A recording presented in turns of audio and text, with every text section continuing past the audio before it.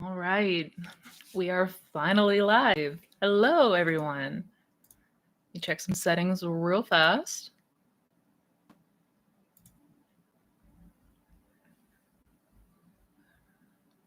And looks good. Audio looks good. Fantastic.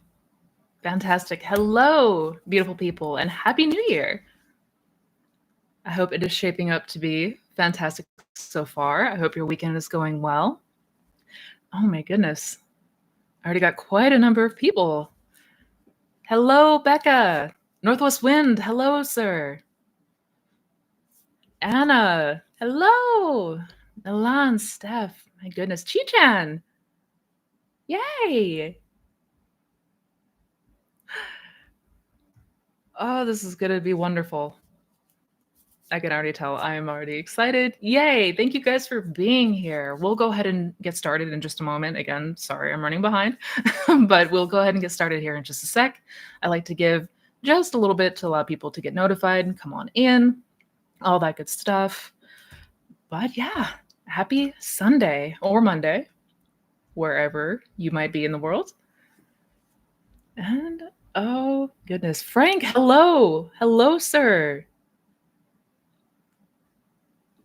Happy New Year, everyone. Hello, hello.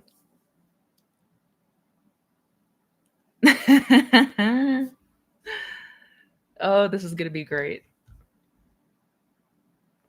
Fantastic. I'll just check something really fast. 2 seconds, guys. All right, we're looking good.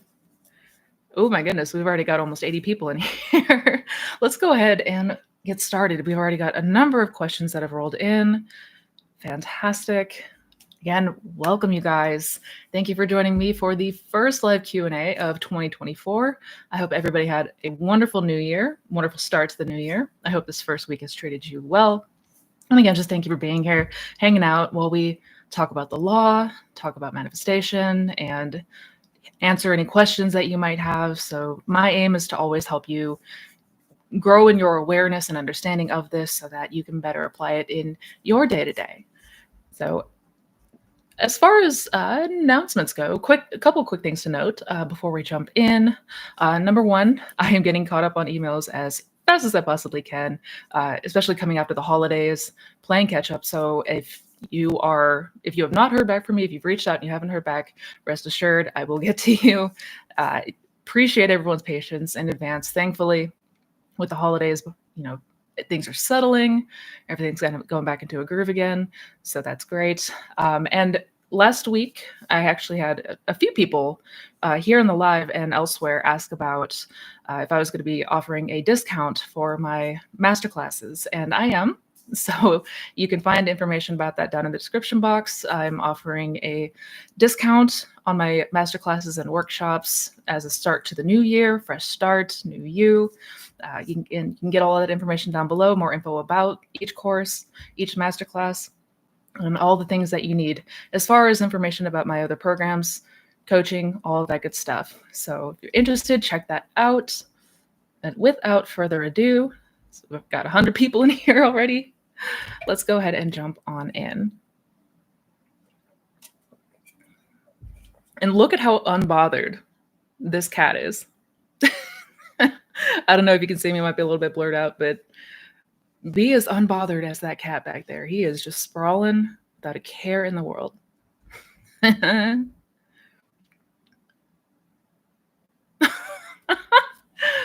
my God, Sarah, thank you. Thank you for the super chat. Missy works hard so her cats have a better life. That's right. Girl, you're the best. You're amazing. Thank you so much for that. And it's big facts. My cats eat better and definitely massively better quality of life for sure. Oh, you're the best. All right, let's get serious. Back up to the top. And Steph's got a good question. Hi, Missy. Happy New Year. I recently gave up manifesting my SP because I couldn't stop being double minded and it was taking up a lot of energy. Been there. I feel at peace for the first time in a long time, and many other areas of my life are flourishing. Good. I'm curious if now that I've given up, the manifestation may happen even if I'm not doing techniques or living in the end. I feel like I don't truly desire SP anymore now that I've worked on my self concept, and holding on to hope actually felt unhealthy after a certain point. If I've lost my desire, will it still come to pass? Any thoughts? Thanks. Good questions. Um, yes. So number one, I mean, first, I'm sorry that you know felt burnt out and sort of hit a wall, but kudos for taking care of you first. Kudos to doing whatever you felt you needed to do to help get yourself back to a place where you felt thriving, you felt good, um, you know, alleviated some of those stressors and things like that. Because these teachings and this practice can absolutely take it out of us, especially if we're already, you know, in a very fearful, anxious state to begin with. Um, so kudos to you. Should always be putting ourselves first. Um, but to answer your question, basically, we don't need to be doing techniques for it to manifest. The techniques themselves is not what will make something manifest. They're to help us better step into a state, so to speak, to better feel into an experience, an imaginal act, but it's not ever the techniques themselves. And what you're describing, actually, it sounds like living in the end from what you are describing. That's that feeling that you're not desiring, right? Um, so is it going to manifest? I cannot tell you 100%. I mean, if you are in fact living in the end, then yes. Um, but yeah, that's usually how this works. It's when we are no longer, fixated or spinning our wheels, and when we're truly in that place of detachment, when we're truly in that place of calm and peace, this is typically when it shows up. Now, that's not to say that you need to give up your manifestation in order for it to manifest. Not at all. But if you're feeling in a place where, you're feeling good, you're feeling like yourself again, you feel like you're flourishing, that's always fantastic things that we want to see. So it could absolutely still unfold, even if we're not actively thinking about it and doing techniques. 100%. 100%. Thank you for the super chat, Kim. Thank you. Thank you. If you recall, I have an ESA/support animal, which is no longer allowed on flights. I've exhausted all options in 3D and finding a way back to the States with him, but no luck. I've been visualizing my end state easily, but nothing. I know I shouldn't focus on time, but it's been a factor. This move has affected me emotionally/mentally. Need to get back home for my mental sanity. Any tips and ideas? Oh, Kim. I mean, moving is in and of itself moving, and especially it sounds like quite a move back to the States. If I recall correctly, you're over in Europe, so I mean that's already a lot to begin with. So naturally, that's gonna probably take an emotional, mental toll on us.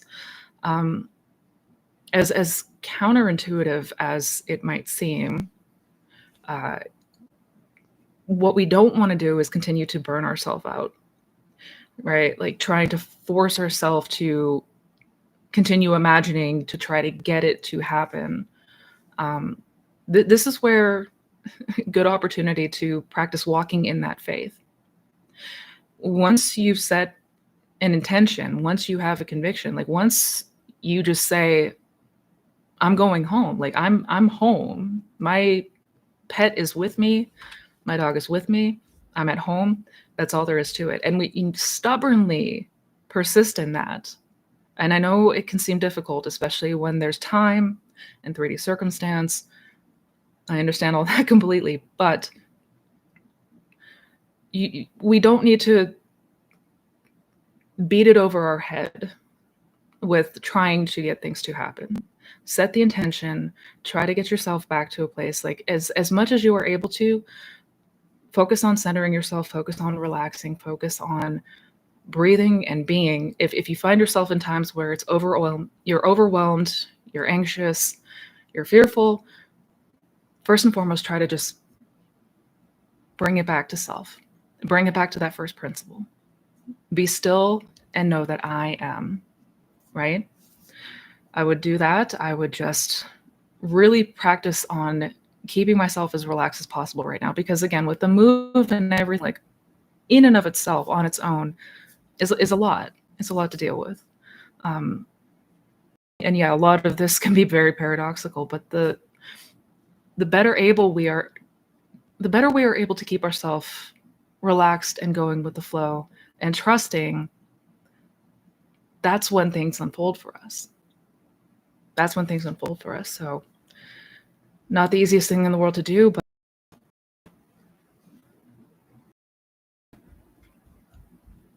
I'm going back up.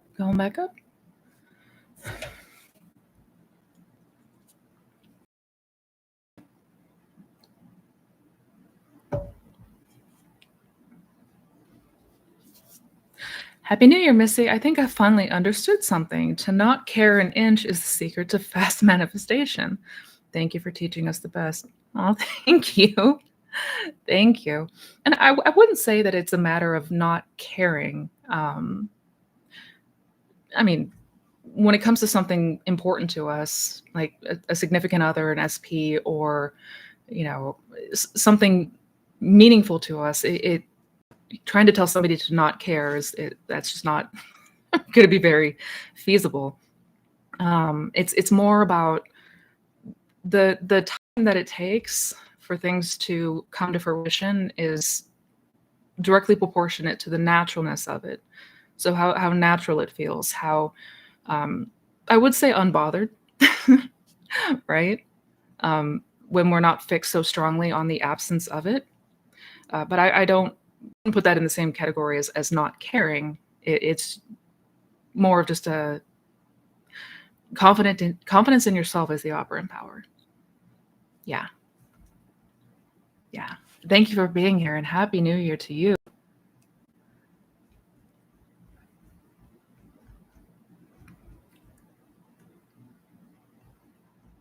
Let me see. Yeah. Please may you talk a bit about the time lag in the 3D. Absolutely. So the dreaded time lag. And I want to make a video talking more about the relationship between 4D or imagination and the 3D. Because it's helpful for us to know and remember that 3D moves slower. The 3D moves slower. The 3D moves in series of events. It appears to be following the rules of linear time. So when we imagine something, when we have a subconscious impression, when we imagine and it is impressed and it is accepted, it's selected, it's finished, it's set completely. But because the 3D moves slower, moves in series of events, that's where the unfolding comes in, right? So that there is a lag between when something is imagined and impressed and when it comes to fruition in the 3D. And the lag time is, again, proportionate to how natural it feels to us. So if something feels believable or natural that it could happen quickly, then it will unfold very quickly. If we have a bunch of conditions to our desire, if we think that, all these things need to happen first before we can see our desire, then it's going to unfold more slowly. If we're double-minded, it's going to unfold more slowly, things like that. But when it comes to time lag, that's the most important things to keep in mind is, number one, it moves slower in a series of events, right? Because I can go anywhere in my imagination right now. I can experience something right now that would need to happen in a series of events in the 3D. So that's why we say keep that faith and don't go looking for the 3D to turn up or look for evidence, because that's evidence that we're not in the right state. And the time that it takes is proportionate to how natural it feels. So the more natural it feels, the faster it shows up. Basically.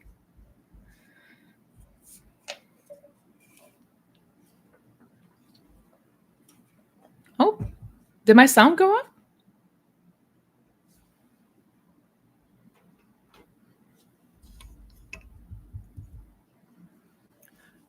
Can someone tell me if my sound is going out?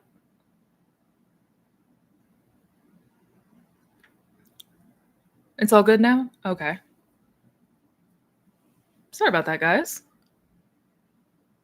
Okay. Just double checking. All right, we're back. We're back. Sorry about that. Okay, just making sure. And thank you, Kelly, for the super chat. I'm trying to manifest for others, but don't put as much focus on visualizing since most of my focus goes towards my own. Can it still come to pass? Absolutely. Absolutely. I take it you mean what you're imagining for other people? Even if we're not putting as much time and focusing as much on it? Yeah. Yeah, 100%. 100%. And usually when it comes to manifesting for others, because we don't have quite as strong of an attachment, we're maybe a bit more removed, it will typically require less time and less focus, right? Like we can imagine something once, impress, and it will come to pass. It so yeah. No, we don't need to we certainly don't need to expend a bunch of energy or anything like that. No.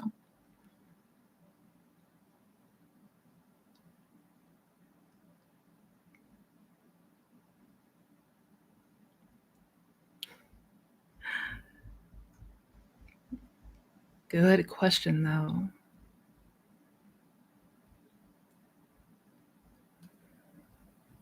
Thank you for the super chat. Thank you, S. Oh, sorry, I had a pop up. Get rid of that. When there's been extreme offenses from SP, how do we release anger? I know the only person to change is self, but I'm in a spiral of anger. Oh, yeah. I'm sorry. I know. It can be especially difficult when someone we know has wronged us, especially with somebody we know and love has wronged us. And as challenging as it might seem or feel, I don't know how familiar you are with revision. If that's been a practice that you've done, but if it's not, I 100% recommend revision. And to the best of your ability, practice revising some of the things that had happened so that they had played out differently. If that feels too challenging to do, maybe start with things that are not as intense, things that are not, things that there's not a lot of emotional attachment to, for the sake of practicing and getting familiar with revision. But when it comes to things of the past, if we're finding ourselves ruminating on events of the past and it feels like it is getting in the way of living in the end, 100,000% would revise. Yeah. I had a lot of past events that kept me stuck on my journey as well. I would start there. I've made a few videos on revision if you're not super familiar with the subject, but I would be starting there for sure. Yeah.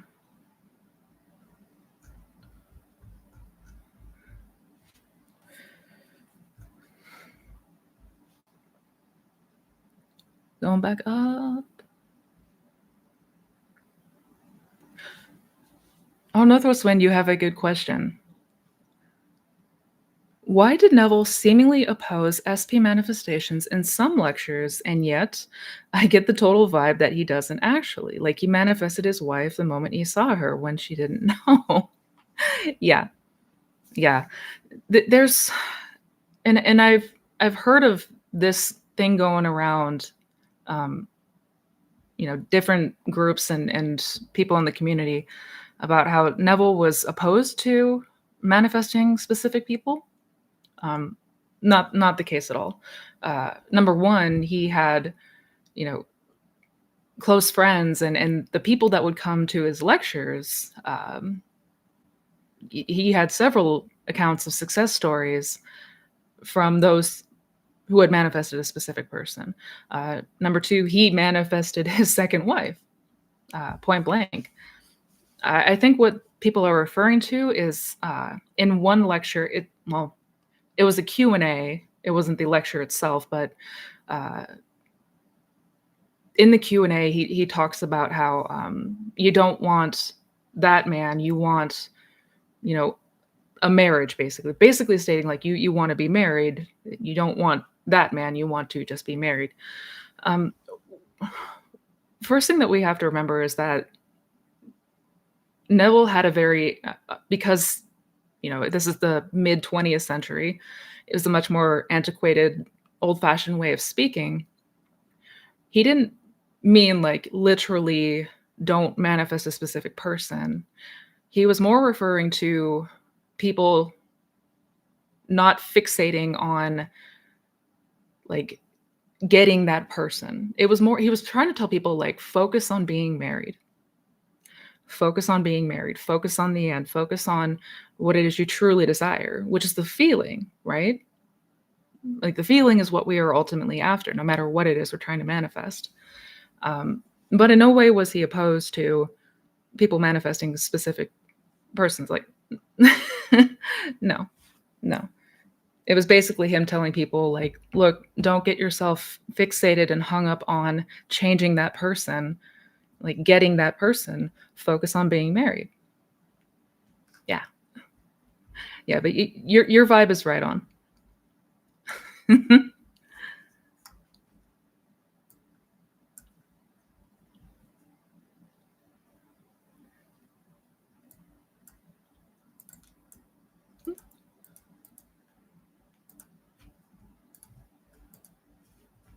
Go back up.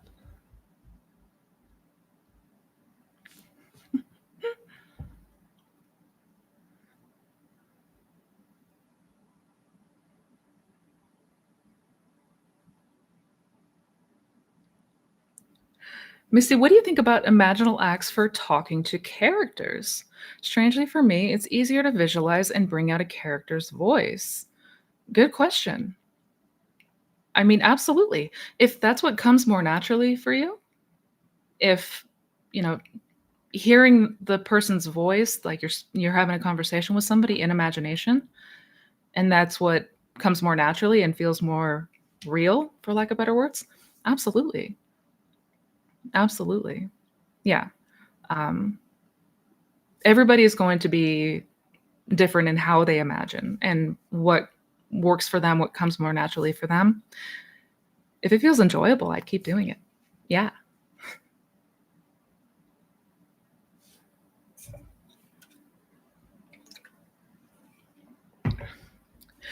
That's a good question.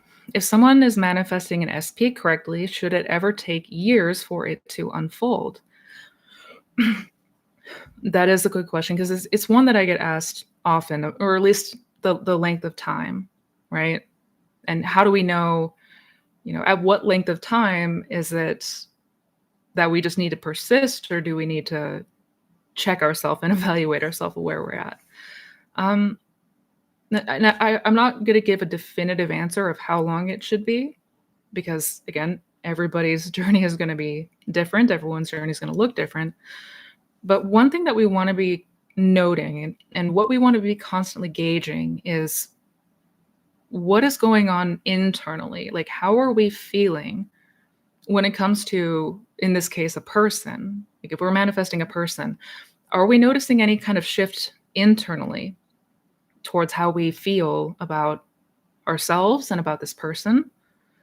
Or are we still noting a lot of the same old stories, a lot of the same fears, a lot of the same doubts, so maybe, anger, sadness?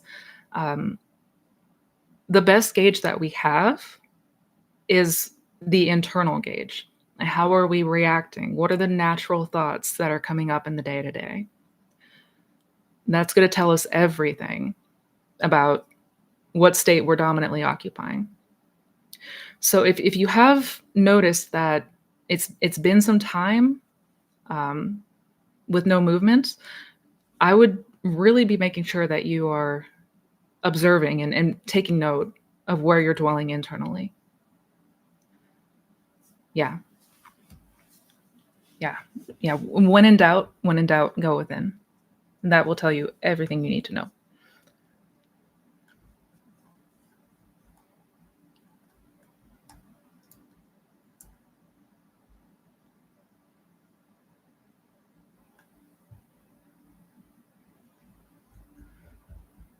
You guys are so sweet.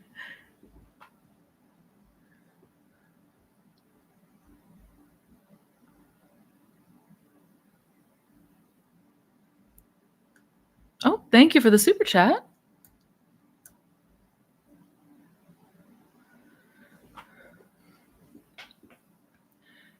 Thank you, Leslie. And welcome. New subscriber here. What are your thoughts on third parties? How can we get rid of them instantly? I'm not giving up on my desires. And it looks like there's two parts to that question. While I wait for you to finish with the second part of your question, my thoughts on third parties. There's no such thing as competition. There's no such thing as competition. So if we come back to everyone as you pushed out, third parties are a manifestation just like everything else, right? But if we unintentionally and unknowingly manifested a third party, we can manifest the reverse of that, right? Basically. And how do we get rid of them instantly? And this is where it may not feel like the easiest thing in the world, but take the attention away from the third party. Like, keep the attention as fixed as possible away from the third party. And this is where practice of the direction where we're putting our attention and our focus in our day to day, we want to practice strengthening that. We want to practice reeling it in, because for a lot of us, the monkey mind kind of does what it wants. It goes where it wants. We're seemingly powerless over the monkey mind, and it wants to fixate and ruminate on things that are not ideal, like third parties. So to the best of our ability, we got to take our attention away, because how you get rid of something, take your focus away from it. Like, starve, like, don't give it any oxygen, starve it completely, take the focus completely away from it. And to the best of your ability, of course, because I know that these things may not be easy at first, but with practice, it becomes easier and easier. I would implement something such as like a focused attention meditation, something to help increase your concentration and focus, just in general. So something like a focused attention meditation, or something of that nature, I would begin to put into practice, just to really begin to reel in that monkey mind in general. But yeah, that is how you get rid of third parties.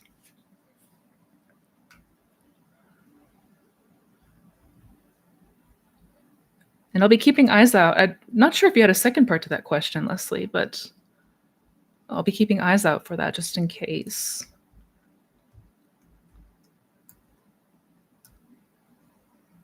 What is third parties? Exactly.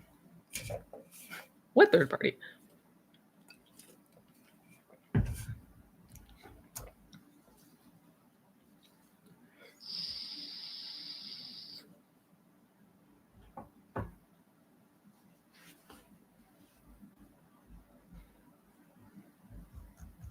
Going back up.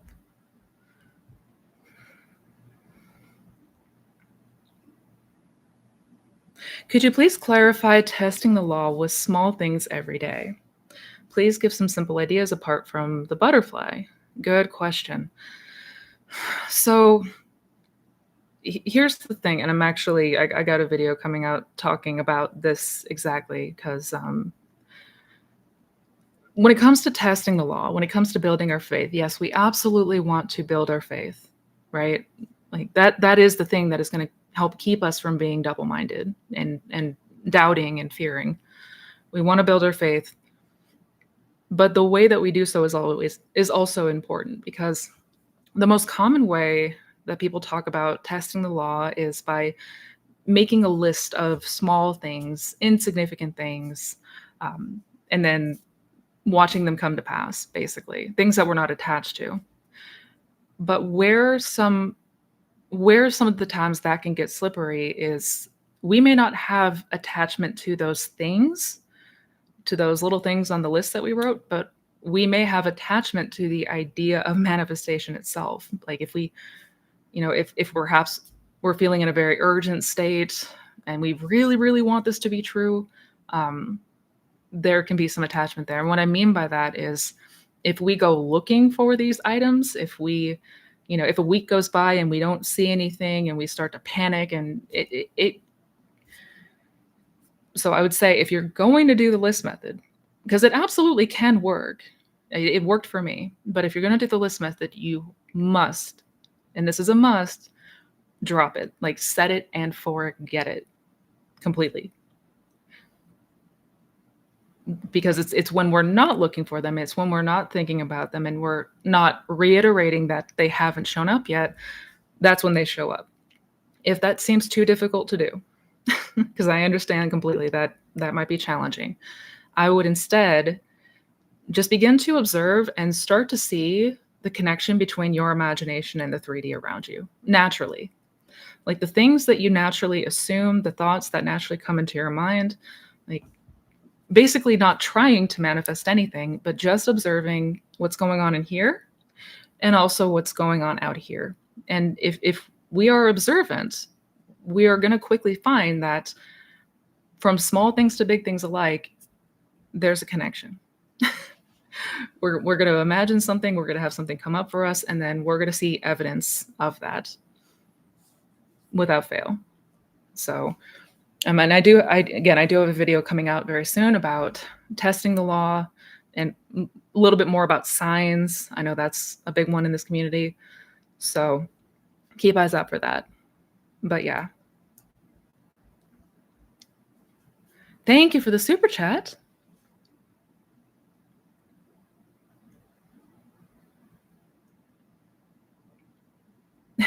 Isn't he a cutie? That is a cute cat. Thank you for the super chat. When I think about SP, it's news story and I'm not angry. Doing self-concept, I feel great. I don't know if I want SP now. Like I prefer, but I don't need it. Is this normal? Yup, this is normal. This is normal. Not only is that normal, that's actually fantastic indication. Because we are going to note when you're living in the end, it's not going to feel like desiring them like before. You're going to find that you're probably not going to be thinking about them constantly. They might still come into your mind, but it's going to be from a much more relaxed place. Like you described, it's like, this is what I want, but I don't need it. It can kind of freak people out if you don't know what's going on because we're used to the state of desiring. And when we no longer have that strong sense of desiring, it could feel like we don't want them anymore. And that's not the case. That's not the case. That's just you no longer in the state of strongly desiring. And that's what we want to move from the state of desiring to the state of having or being. Right? So we're going to notice a lot of the old feelings and a lot of the old reactions, the old thoughts. That's all going to change. So yeah, what you're describing is normal. You're welcome.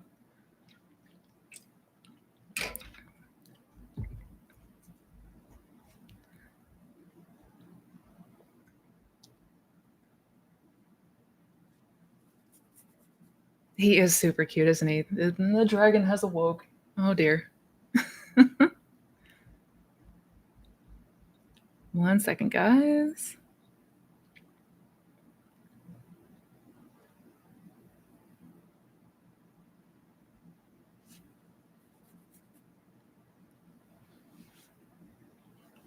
Lily, leaving for London in 2 hours. I'm excited for you. I'm excited for you. Go check out the British Museum. You will love it. Have a wonderful time.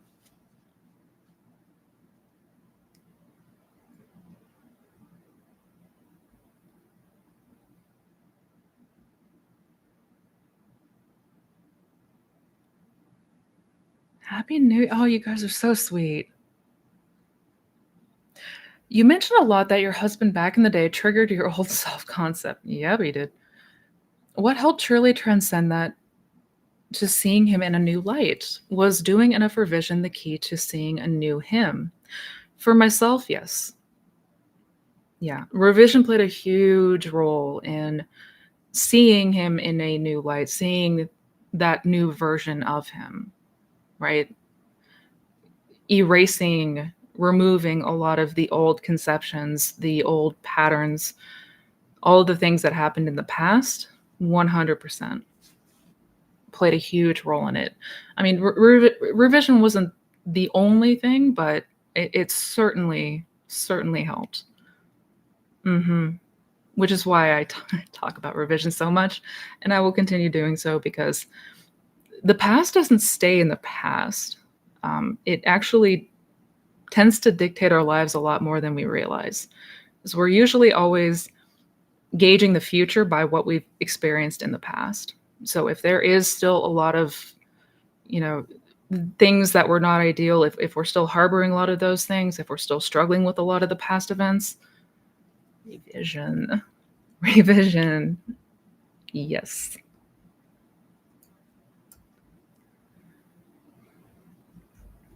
Orange cats are the best. This little dork was found wandering around outside when it's like getting to be below freezing, and I was like, nope, can't have that. You're coming inside.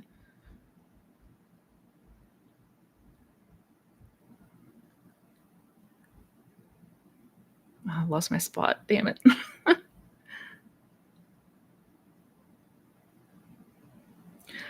Hi, Missy. Happy New Year. If we have a wish for something to change, but we're not sure what the best outcome is, what do we imagine? How do we go about this? Good question.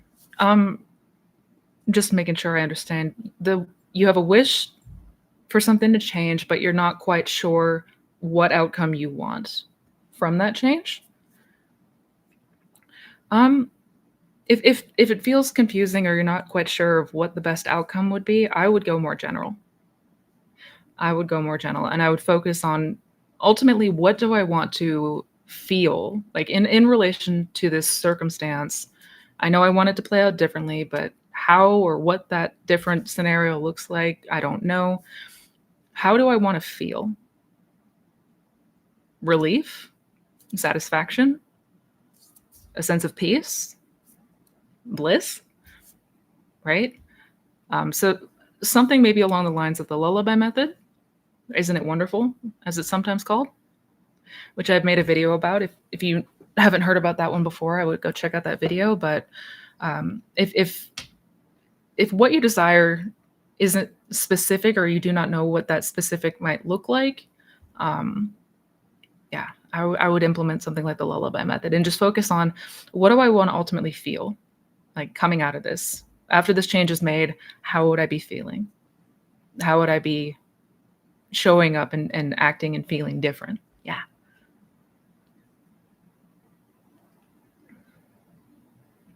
Missy, is compromising in a relationship a limiting belief since we can have what we want? Yes. Yes. There's no need to compromise. No need to compromise. You're the operant power. Why would you compromise? I mean, we certainly don't want to, do anything that would be harmful for somebody else. Um, but aside from that, no. No, don't don't compromise. That is 100% a limiting belief. Yeah, yeah.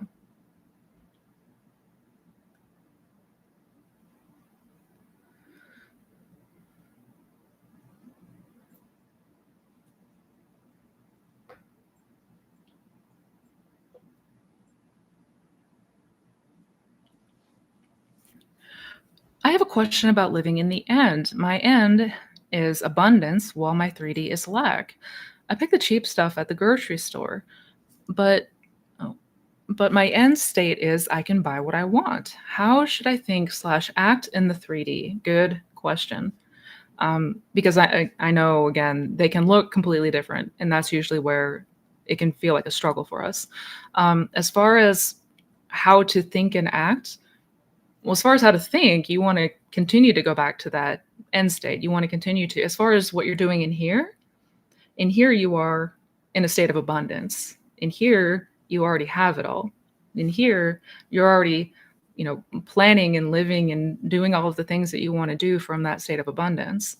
Now, that doesn't mean that we then want to go out and like blow all of our money in the 3D or anything like that. We go about our day to day as we normally would or normally do, um, but in here it's different, right? Kind of going back to what I was saying at the beginning of the Q&A about 3D moves slower, right? So it can look different out here because we don't know what the bridge is like or we don't know what that unfolding looks like. It's all about keeping it in here. So yeah, I mean, go through the day to day, like whatever you have to do as far as like acting and like what you're doing in the physical world as you were, but in here, it already is so. Already is so. And it takes some practice getting used to that. I know. I know. We absolutely want to remember that it's all what we're doing in here. And thank you for the super chat. Happy New Year, Missy. How do I know if manifesting an SP is good for them? I love them very much, and I want to make sure that my manifestations aren't disruptive to them. Our life was beautiful. Oh, oh. So, how do we know if manifesting an SP is good for them? We know because we come back to the idea that the concept that creation is finished, right? Come back to creation is already finished, which means all states of consciousness, all realities already exist. Past, present, and future, they already exist now. And that includes every version of every person. And what that means is that there's already a reality, there's already a state of consciousness where you and your person are together happily, and he is madly in love with you, right? That they're madly in love with you. So that's what we are putting our attention on. That's where we're directing our focus, is that state. So we're not trying to like force a change onto them in the 3D. This isn't manipulation. This is not coercion. This is a selection of a state that already exists. And we can rest easy in knowing that the only one we're changing here is ourself. And specifically, we're changing our conception of self. We're changing what state we occupy dominantly. And that's going to determine what version of what person shows up for us. Yeah. I hope that makes sense. Let me know if you need me to clarify.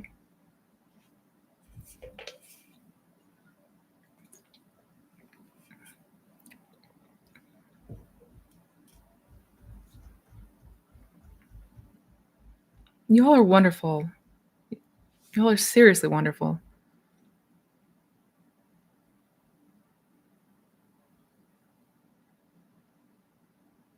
Hi, Misty. Can I revise negative self-talk about circumstances that I made over the last months in one revision scene instead of revising each one? Yes, you can. Yes, you can. If it is easier to construct a new memory, right?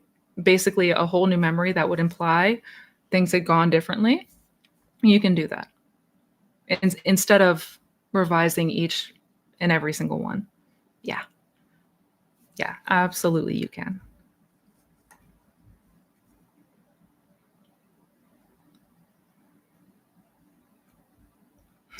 I'm glad you guys like the cat. And he's out again. Hello from Prague. Hello. Thank you for being here.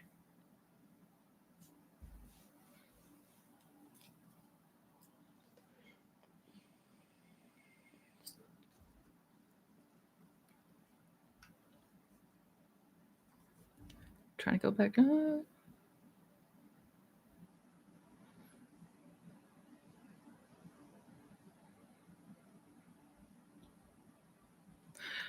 Also, what if I was in the wish fulfilled, then SP did something that made me not want him anymore? I find it impossible to imagine another version. How do I handle this?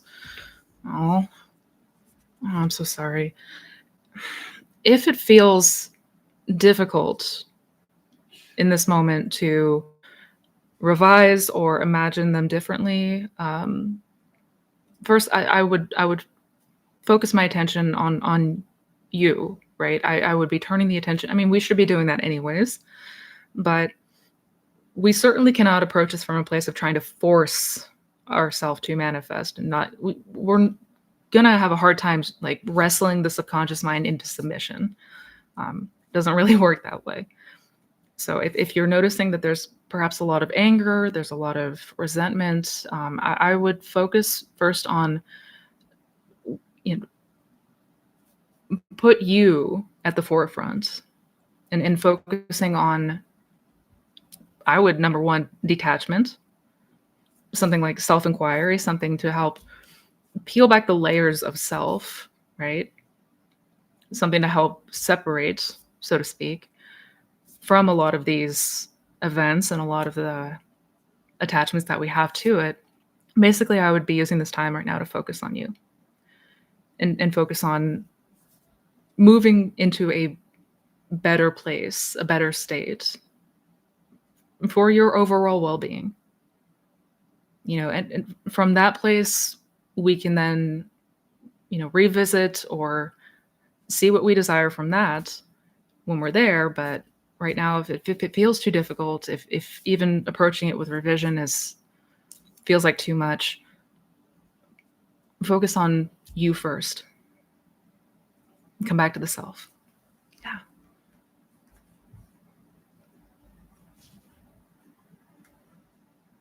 Happy Sunday on a Sunday afternoon. Thank you, Mohammed. Good to have you here, sir.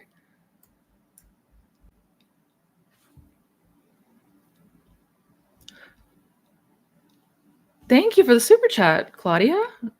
Didn't even notify me about that one. I'm sorry. My heart beats faster when I enter SATs. Is that okay? Yeah. Yeah. You might notice some physiological changes. You might, I mean, as long as it's not feeling disruptive, if it feels like it's sort of taking you out of this scene, or what you are imagining, um, I would come out and then focus first on relaxation and just letting ourselves relax, not even trying to imagine anything just yet, not jumping into the scene, but spend a moment to just get yourself as deeply relaxed as possible. Yeah. But it's not uncommon to notice things like that in my experience, no.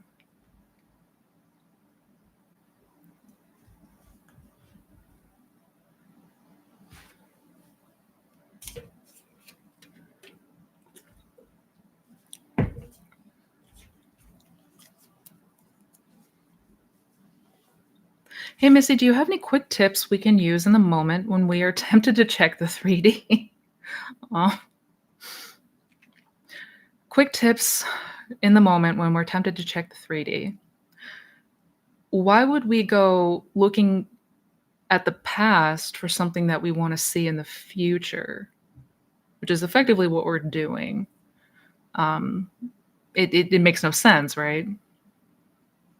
So I check in the 3D, it literally makes no sense, because what is going on in the physical surroundings in this present moment is all just past imaginal acts. It's all just It's all the past, basically. It's things that we had imagined yesterday or a week ago, a month ago, whatever, that is now bearing fruit. Because again, the 3D moves slower. So there's literally nothing we're going to glean from trying to check the 3D. If you want to have a gauge of where things are at with the manifestation, we check in with self. Where are we feeling? What are we reacting to? What are we identifying with?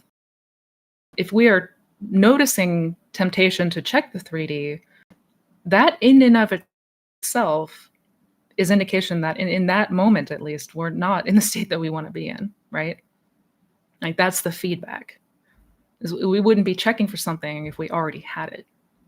So that in and of itself is telling us, okay, I want to go back to the end. I don't need to check the 3D. I need to go back to the end here. I hope that makes sense.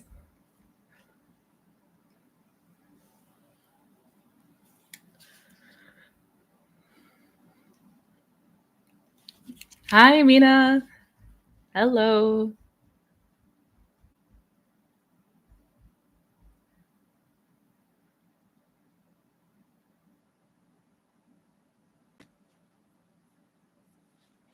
How do you feel about EFT tapping? I'm a fan. EFT tapping, when I was suffering with bouts of anxiety, I used to have really, really bad anxiety. At times, it could be cripplingly bad. Tapping was one of those things that helped to alleviate some of that for myself personally. And there are thousands of people out there that have good testimonial and swear by it. Yeah, especially if you're feeling anxious, that's something that deep breath work, meditation, any of those types of things will naturally help to alleviate a lot of the adrenaline and cortisol going into our system. It will help us to naturally, calm down, so to speak. Yeah, I'm a fan.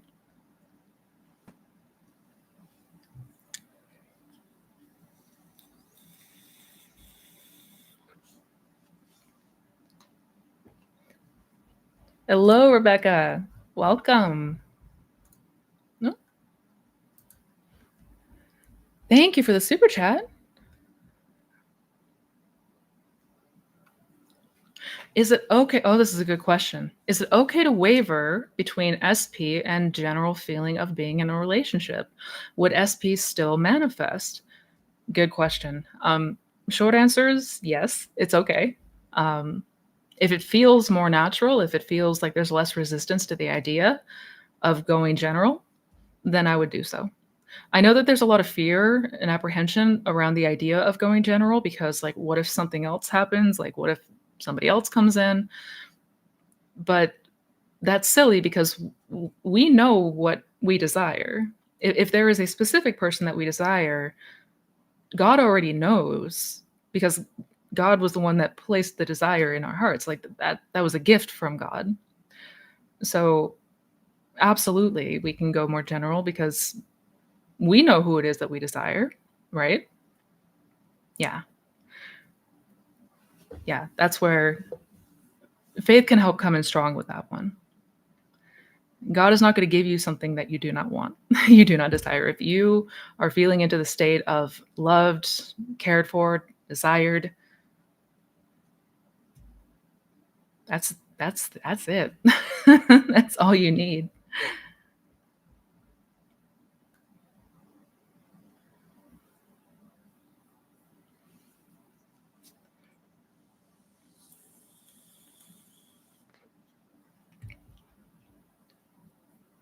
Hey, Mystic, how do we keep something we've manifested from going away? Good question. And this is shorter answer is maintain that new state of consciousness until it becomes a dominant state, until it is a state that we are naturally dwelling in without having to consciously redirect. And that's at the core, what this channel, what I'm aiming to do is just that. I want to give you guys the tools and how to implement all of this for lasting change, right? Maintaining that desired state. This goes so much further beyond just manifesting what we want. I mean, that's a huge part of it, but we want to be able to maintain that state of consciousness. So that's why, like, even after the 3D unfolds and even after we've successfully seen the manifestation come to pass, we do not want to forget everything that we've learned here and go back to, you know, the old way of thinking and old way of being. This is about a radical transformation of self, radical transformation in the way that we think, radical transformation in the way that we react, act, what we are doing in our day to day, and how we are approaching this 3D world and imagination. This should be a lifestyle. 100%.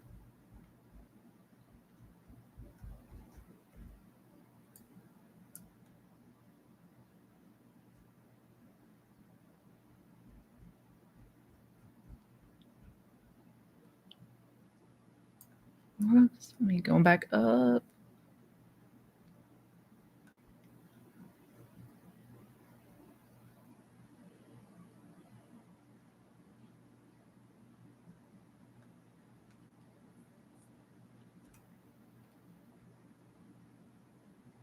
Hi, Missy. How often during the day should I be trying to manifest my desire to be effective? Good question. I mean, the aim ultimately is frequent occupation of that new state. We want to be frequently occupying, so we want to be living in the end as much and often as possible. Now, that's not to say that we can never have a moment of doubt. We can never, have a reaction or anything like that. But the whole idea of persistence, why we talk so much about persistence, is continue to go back to that new state, that desired state, until that is your home base. That is just the natural dwelling place, right? So as much and as often as we're able to, we want to bring ourselves. If we become aware that we're not in the state that we desire to be in, we want to focus on bringing our attention back to that. What is going to be incredibly helpful is making sure that we are taking advantage of the drowsy state. So especially those windows before bed and when we're waking up in the morning, absolutely want to be utilizing and imagining and feeling into that state in those times. 1000%. I did just record a video talking more about that whole concept as well, but essentially, as often as we can, we want to bring ourselves back to that state.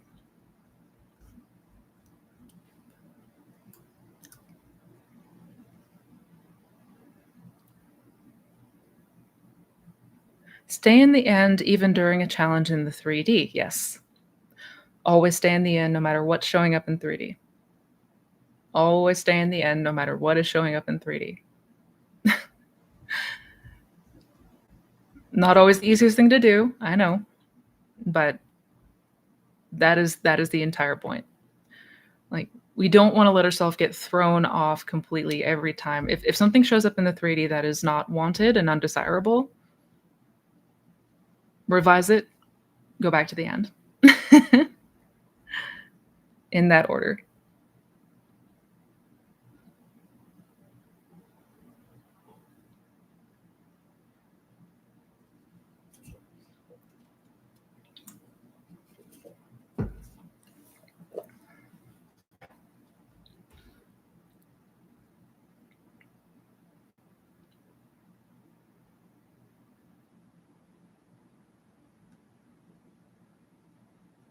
How many times did you fall back asleep on your journey after knowing the law with certainty?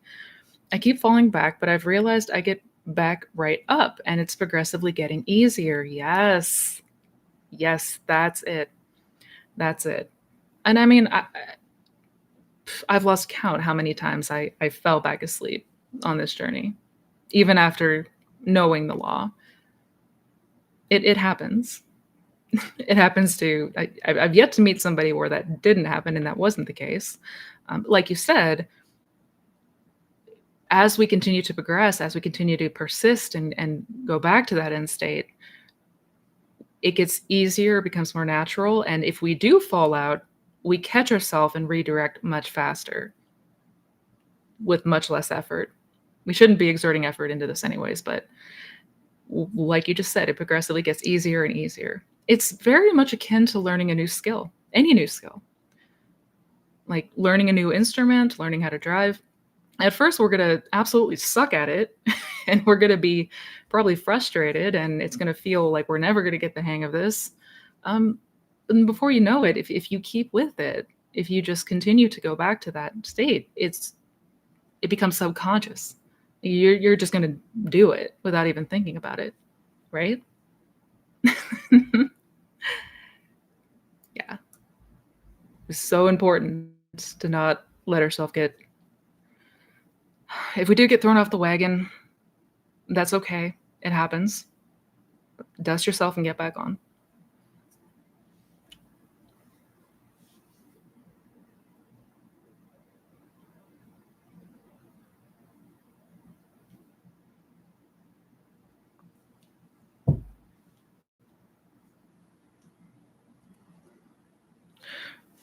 Thank you for the super chat. Oh, let me see. Where do you go?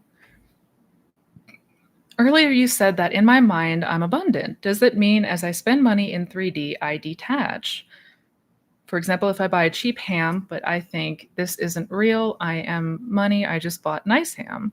Can you give me a real life example? Yeah, absolutely. Absolutely. So, what I mean by like in here, it's, I mean, what you just said, that's something that you can do. Like if you notice yourself, like at the checkout, you're buying the cheaper items, um, and if you notice feeling anxiousness because of it, yeah, we can come back and remind ourselves that this is all just the mirror. This is all just reflection of the past states, the past beliefs and assumptions. But all of this changes as we change. All of this changes as we change in here.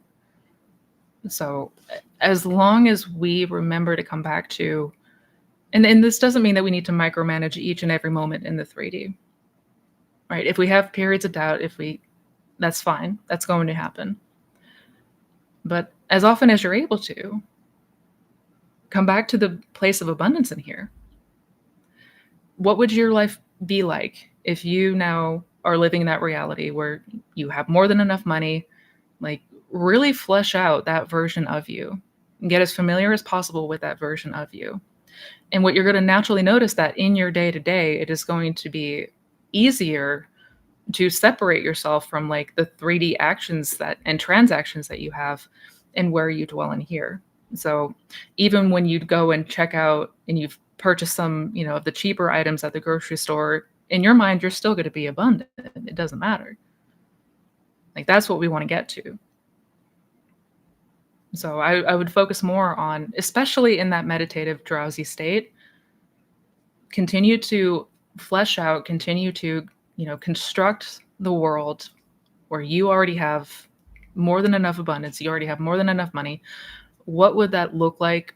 How would you be acting? How would you be thinking? How would you be talking? What would be different than perhaps how you act and interact now? And we continue to go back to that.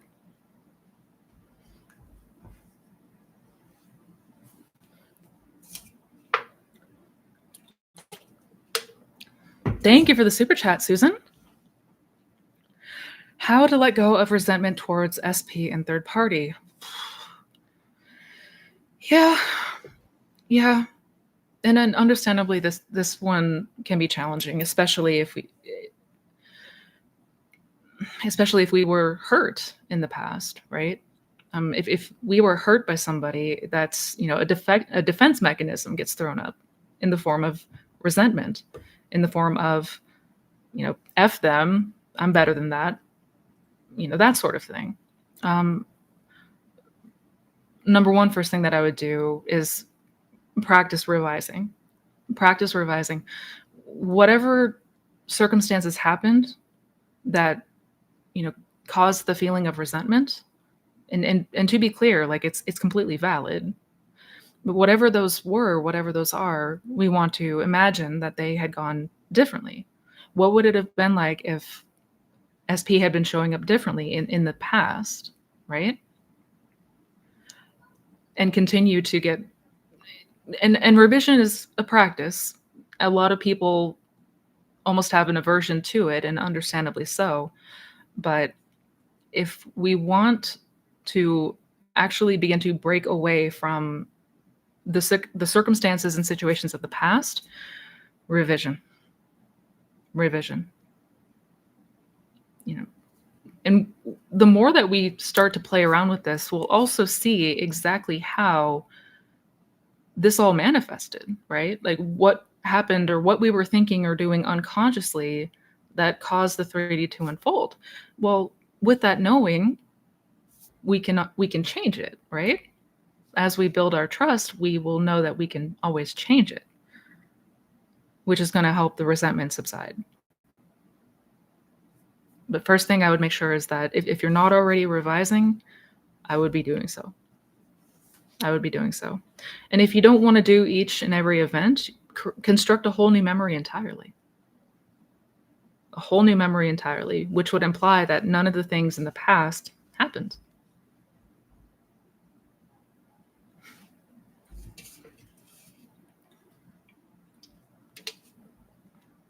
Oh, thank you guys. You were so sweet.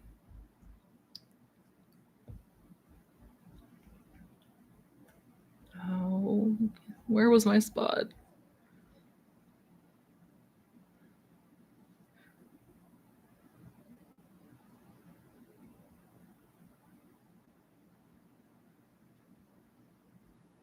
Hmm.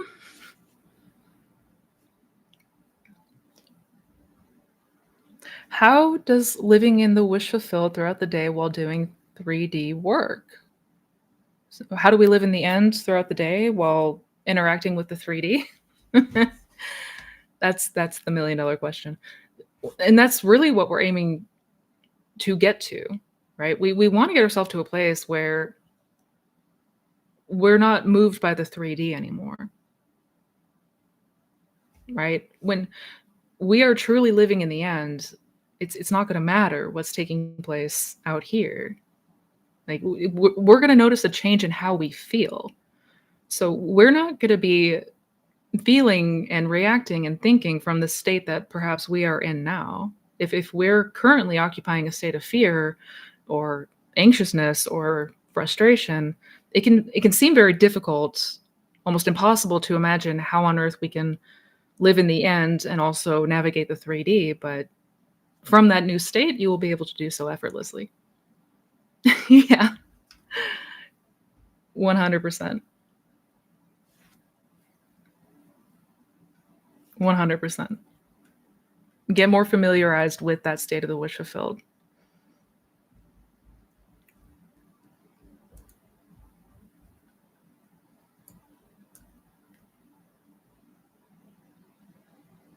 If the formula is imagination plus faith, why does the ladder test work?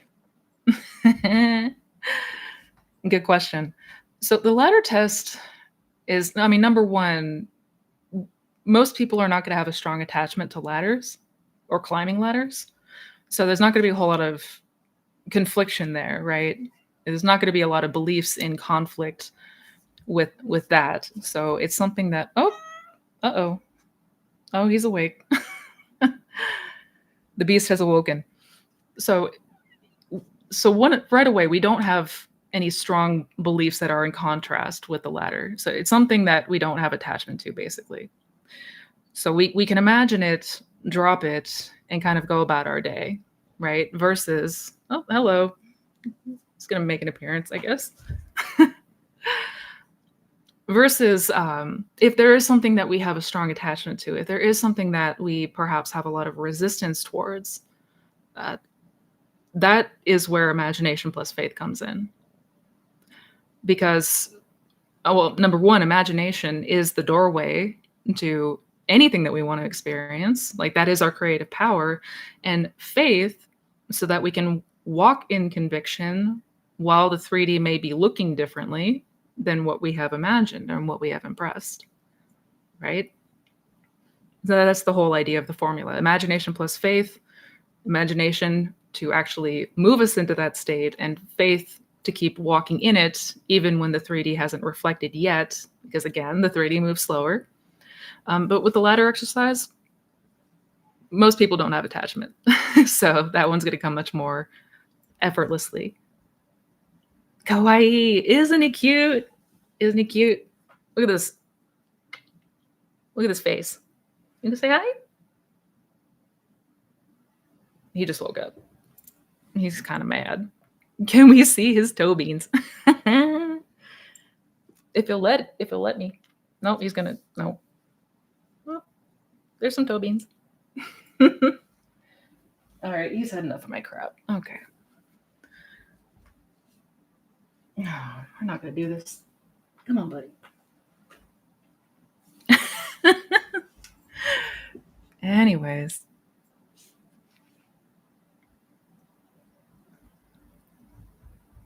Where's my spot?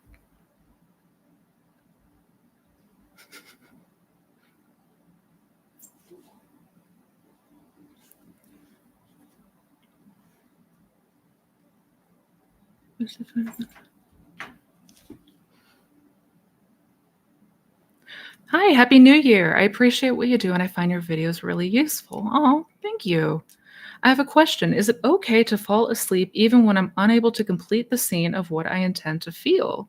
Yeah, yeah, that's okay. I mean, and honestly, when it comes to things like SATs, we're probably going to, at least as we're practicing and when it's something new, we're probably going to fall asleep. It's one of those things. We're going to fall asleep early, and that's okay. With practice, we're going to be better at holding that place between consciousness and sleep and allowing ourselves to imagine and sort of navigate that world in imagination. It gets easier. But if you fall asleep too soon, I mean, that's fine. It's not going to do anything bad, I promise. Why would I check the past to see the future will be my new mantra? Yes, that's your new mantra for 2024. Why would I check the past to see my future? That's no. Stop doing that.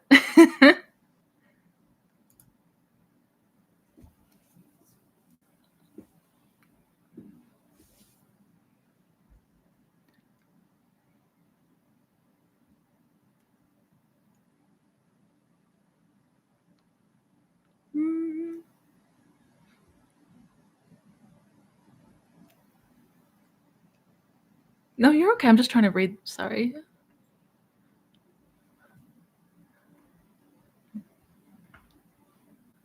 What key things to help you maintain the faith of the state / living in the end with your SP when you were in no contact? What key things help me maintain the faith? Oh, for me personally, what things help me keep the faith? I mean, number one, building trust in the law, like seeing for myself and experiencing myself that what I imagine is what becomes reflected. Like what I imagine and believe, to be clear, the belief part, um, what I imagine is what becomes reflected, right? So overall, just building trust and faith that the law is real, basically. Um, and number two, and I don't remember if I talked about it in my SP video or not, but the realization hit me like a ton of bricks that this is truly not about changing the 3D. I mean, yes, that's what we want, but we have to change the perspective of how we are looking at this, right? Because with that constant, I need to get this thing, comes the checking of the 3D, comes the double-mindedness. This is all about changing the self. That's it. There's no one to change but self. And I know we hear that all the time. Oh, okay. I know we hear that all the time, but we have to truly, dang it. we must truly begin to approach this from the place of like, it is only the conception of self that needs to change. And by conception of self, conception of how do we see this other person? How do we see ourselves? What are the beliefs and assumptions that we have around relationships in general? What are the beliefs and assumptions that we have about a relationship with this person? Am I still holding on to resentment? Am I still holding on to animosity? Am I still holding on to sadness? Like, I had to be brutally honest with myself. And that's not always an easy thing to do. But as Neville would say, like, you cannot take old wine and put it into new bottles. Like, we cannot take all of the old with us into this new state and expect things to be different. So it was that realization that it's truly about the change of self, and specifically all of the beliefs and assumptions that I just laid out there. So yeah, number one, I had to build my trust and faith in the law, my trust and faith in the law, big time. Number two, the realization that this is not about trying to get the change to happen on the outside. This is about changing myself from within. Yeah.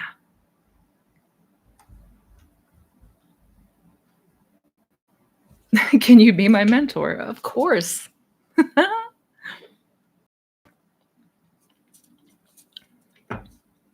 Mhm. I am on the verge of giving up. Lord knows I've been there too.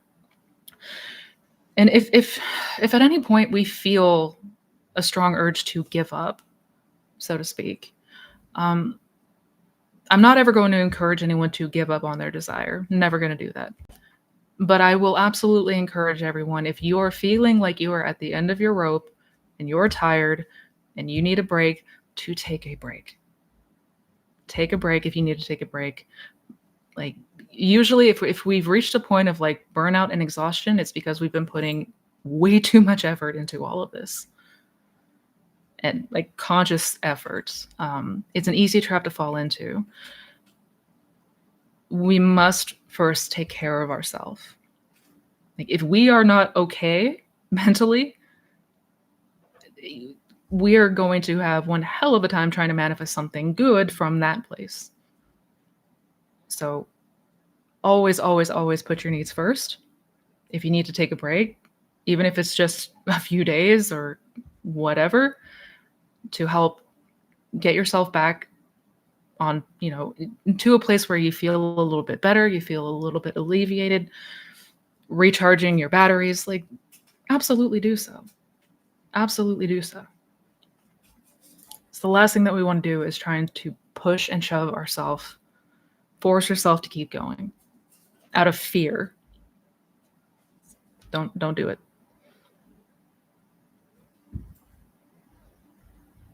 What are you doing?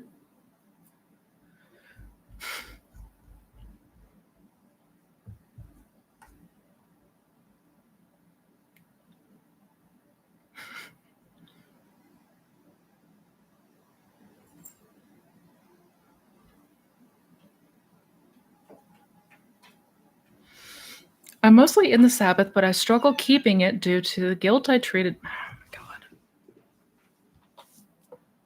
He's a baby. He likes to get into everything. I'm mostly in the Sabbath, but I struggle keeping it due to the guilt that I treated SP badly and bothered him with my mental health. I tried revising, but it's not sticking. Yeah, I'm so sorry. When it comes to revision, we may need to revise a handful of times before it sticks. It will stick. It will come. You will get to a point where it will start to stick, but especially when it comes to things that are, bigger or feel more significant, memories that had more of an impact on us, we may need to revise those a handful of times. We may need to go back. The idea with revision is we want to revise until it's the new memory that's coming up for us naturally, until it's the new memory that becomes the dominant one. That should be the one coming up to our mind when we, like, the first thing that comes up when we think about what happened. So if you're noticing it's still a lot of the old coming up, Again, this is where the persistence part comes in. But we already know that we can change our memories. Like, memories are malleable as clay. So yeah, if there's still a lot of guilt from the past, I would keep going with revision.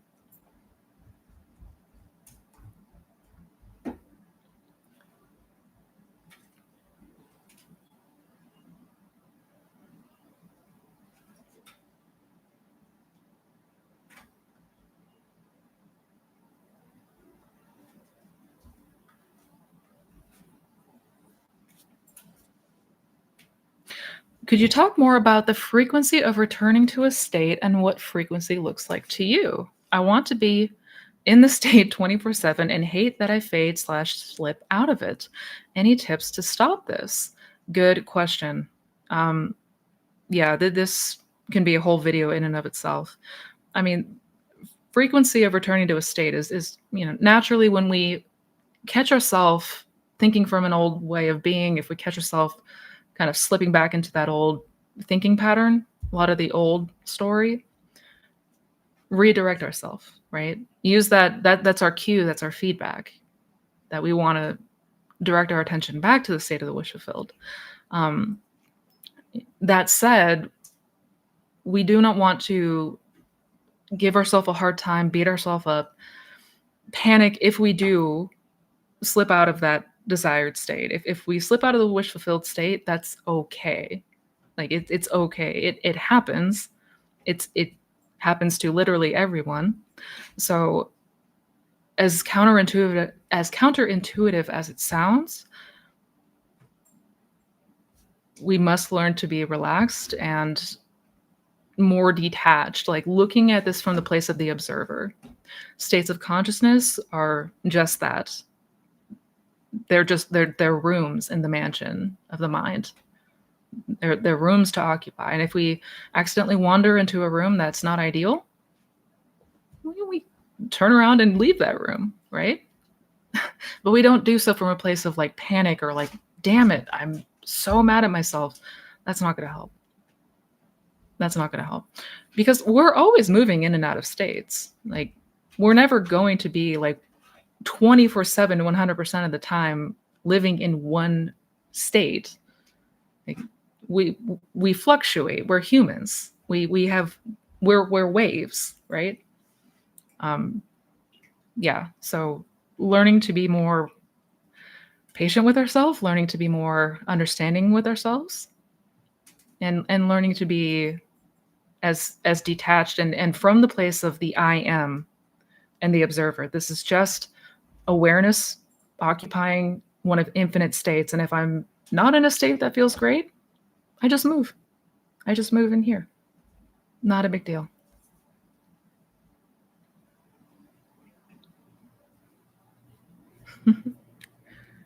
What Neville book should I read first? Good question. If you haven't read any of Neville's books, probably start with Feeling is the Secret. Feeling is the Secret is, I mean, all of his books are fantastic, but that one is, in my opinion, probably the most beginner friendly. It's very, clearly laid out. It's as simple and straight to the point as Neville can get. And it does a great job of breaking down and describing the relationship between the conscious and subconscious mind. Yeah, and the importance of sleep, the importance of the drowsy state. So I'd absolutely start with Feeling is a Secret. What, boy, what are you doing? All right, hang on, guys.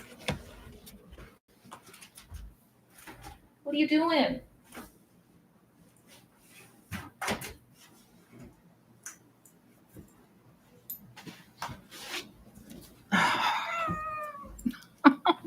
I'm so mad. Sorry about that.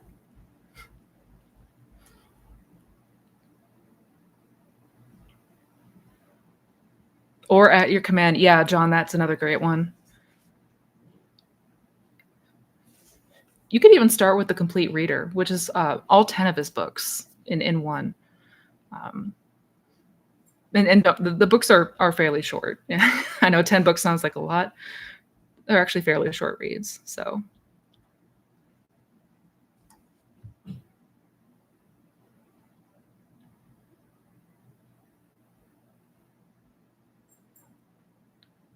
Came for the Q&A, staying for the cat content.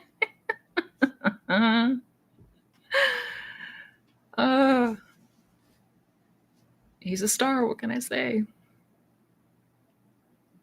I'm putting it to the test this week. Yes, yes, yes. We want to be every single day. We want to make sure that we are observing and we are really beginning to see how much of a connection is there between what we are imagining and what we are believing and what we are reacting to and what's happening around us. Like, increase awareness on that every single day. Every day. Thank you for the super chat, Laura's Love. Oh, Jesus. No. Nope.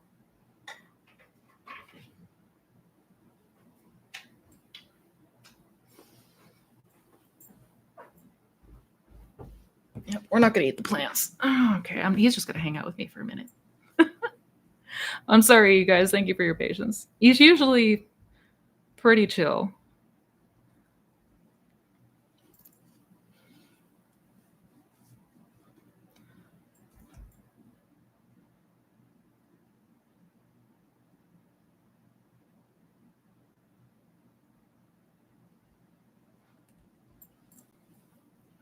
Where was my spot?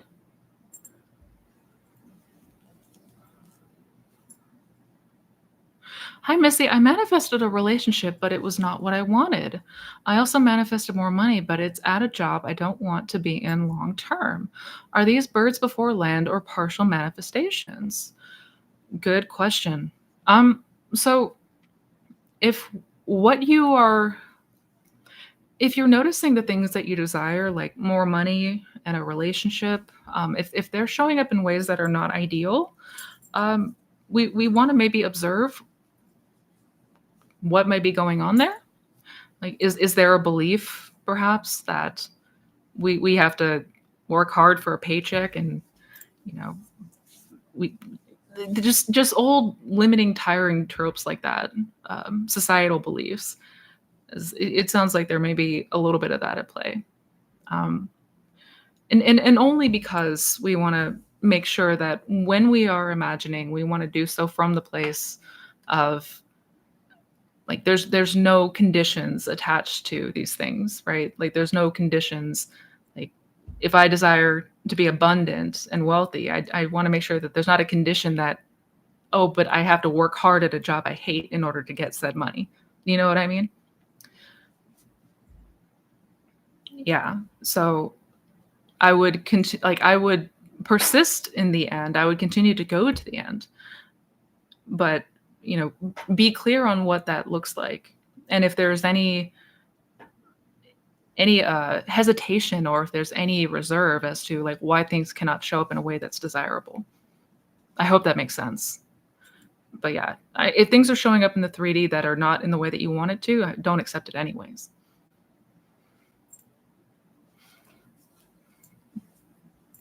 Thank you for the super chat.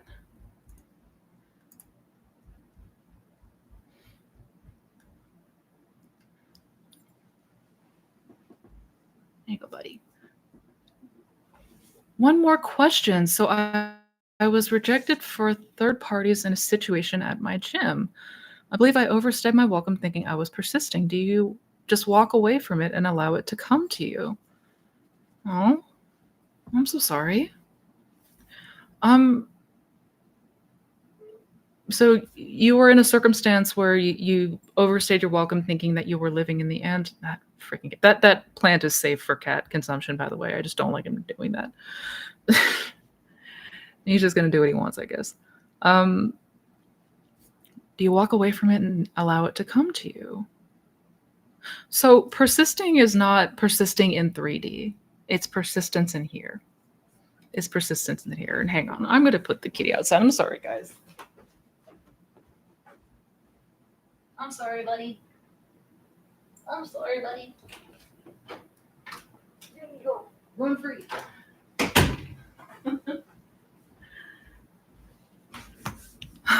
Sorry, guys.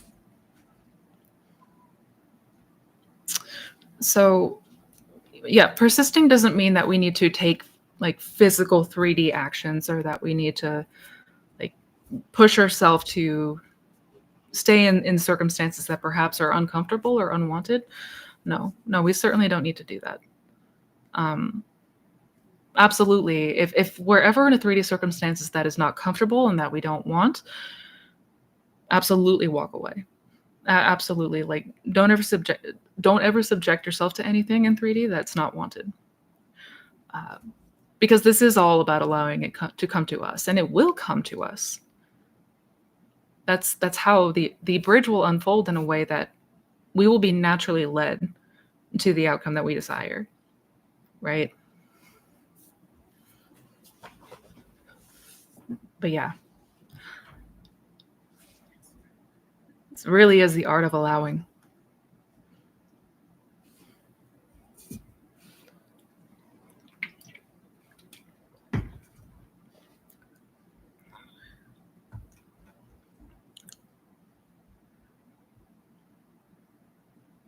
Do you use fasting to stay in the drowsy state?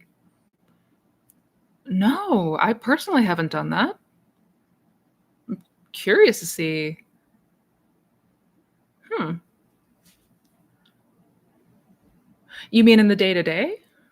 No, I personally haven't used fasting to stay in the drowsy state, but um, and that's not to say that we need to be always in the drowsy state. I'm mostly referring to the window before bed and in the morning, or if in the afternoon, if we have a window to lay down and do a meditation, get ourselves relaxed. Nap times, siestas, are just like chef's kiss. Um, but I haven't done the fasting thing. No, I'm curious.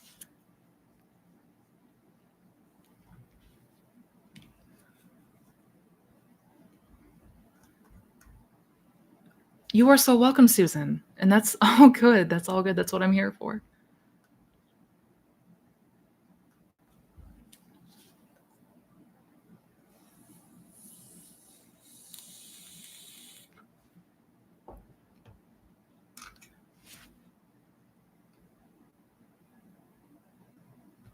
Do you have to do stats during the day? I usually just do it at night, but during the day, I just try to think in the end as often as possible. Yeah. And we don't have to do sats during, I mean, we don't even theoretically have to do sats. It's a helpful tool. It's helpful in terms of suspending disbelief and logic and doubt of the 3D, and we're better able to interact with the imaginal world in that drowsy state. And that's not to say that we have to do sats. To be clear, um, they can be helpful, and I mean, but even taking advantage of those windows, nighttime and in the morning. I mean, since we're already in and out of that drowsy state anyways, it's certainly why wouldn't we take advantage of those, right?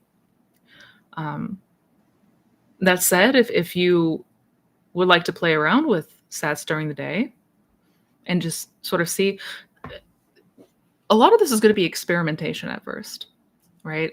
This is a whole new way of thinking. This is a whole new way of viewing things and approaching things when it comes to techniques and using our imagination in a different way. So it may take some exploration at first. Play around with it. Play around and see if sats during the day is something that better helps you to maintain that end state and occupy the end more often in the day to day, right? If that's something that you feel like you'd be interested in and want to check out, but by no means do you have to do sats. To be clear, to be clear.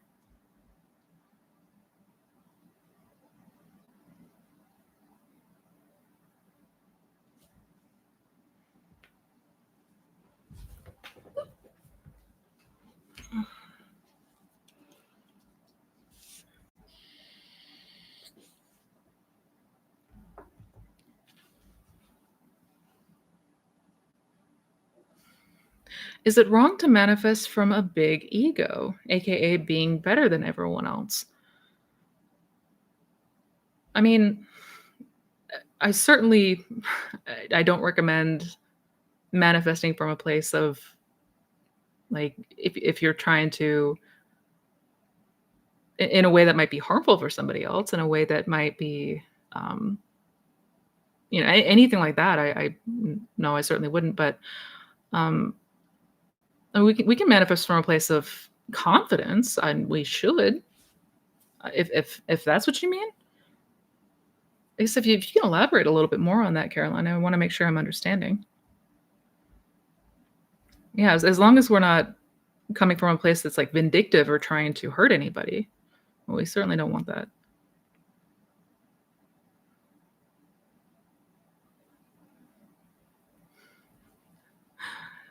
By the way, I've been visualizing New Year's Eve 2024 with my SP, yes.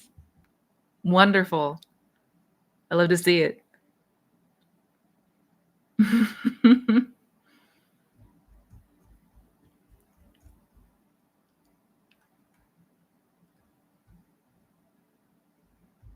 I was not.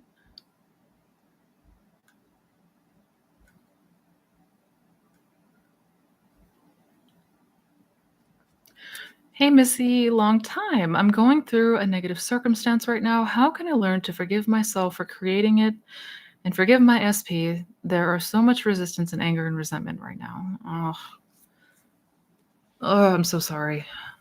And then, like, from that place, with a lot of anger and resentment, it of course is going to feel incredibly difficult, if not impossible, to go to the end or imagine something lovely. Not to say it is impossible. It's just you're going to feel that way in that state. First thing I would focus on is detachment, and by detachment I mean not from the desire itself, but detachment from these conceptions, these beliefs, these assumptions that we are perhaps harboring. The I am meditation and other forms of self inquiry are great for moments like these. We want to begin to strip away from the self concept, the ego essentially, because we're so tied in with the ego that we a lot of times feel we are this ego self, and all of the beliefs and assumptions and limitations that come with it. But that's not who we really are. Like, who we really are is awareness. That awareness of a being, that unconditioned consciousness, that is God. That's our true self. And we can reach the place where we can see that. We can begin to experience that I'm not any of these conditions and labels and beliefs that I've been attached to. And that's the beauty of detachment. That's the beauty of self-inquiry. We can begin to really let go, truly let go of these assumptions that just keep us bound to a state that is undesirable. Yeah. And I do have a video coming out soon about self-inquiry, because I know I've had a lot of people ask about that as well. Thank you for the super chats, guys. Oh my goodness. Thank you, thank you, thank you.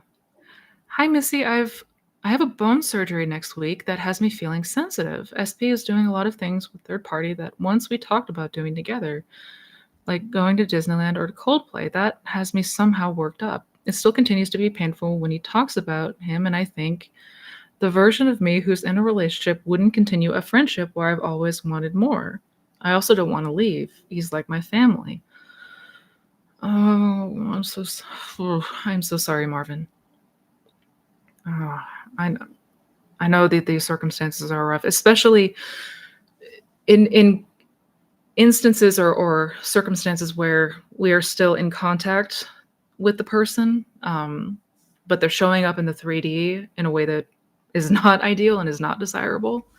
Um, some would argue that that's even more challenging than no contact, because at least in the no contact, we are better able to suspend disbelief, um, or don't have those constant 3D triggers coming up.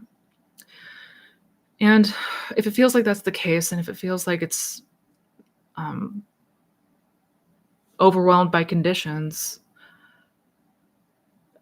I would meditate and I would reflect on if it might be, and again, this is entirely up to you, whatever you decide to do, but it is okay to take a break for yourself for a moment. Like, it's okay to take some time for you if need be. If it feels like it's becoming to it's getting to a breaking point, or it feels like it's getting to a place where it's more than you can deal with, especially with other things going on, you can absolutely give yourself some grace and just give yourself some time to really like go within, do the inner work, so to speak, without the 3D coming up, the past impressions constantly coming up as reminders and serving us as reminders, right? Um, because we're so conditioned to the 3D circumstances. We're naturally very, very conditioned to 3D, and it's going to feel very difficult. Like, until we're in a place where we have a stronger conviction in the law than we do the 3D circumstances, then it's going to feel like a constant feedback loop. And that's because effectively it is. So, first things first, what do you need to do to take care of you and help you get to a better place in here first?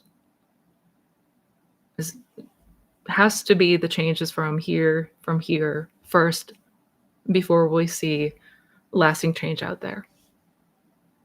Yeah. Just some things to meditate on. Yeah. And to be clear, that doesn't mean that you need to like disconnect from him or walk away entirely. I wouldn't tell anyone to do that. But it's okay to give yourself some time if you need some time.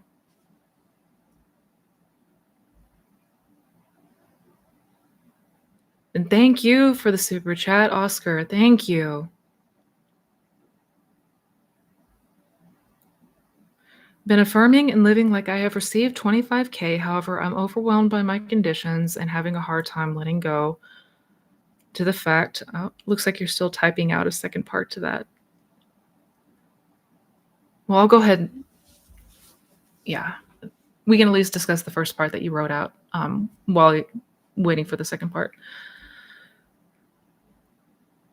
Overwhelmed by circumstances, overwhelmed by conditions. And that, again, the biggest hurdle that we have with all of this, the thing that we struggle with more than anything else is the 3D conditions at the present moment, the present 3D conditions, or even the events of the past, is the biggest stumbling blocks that we have, right?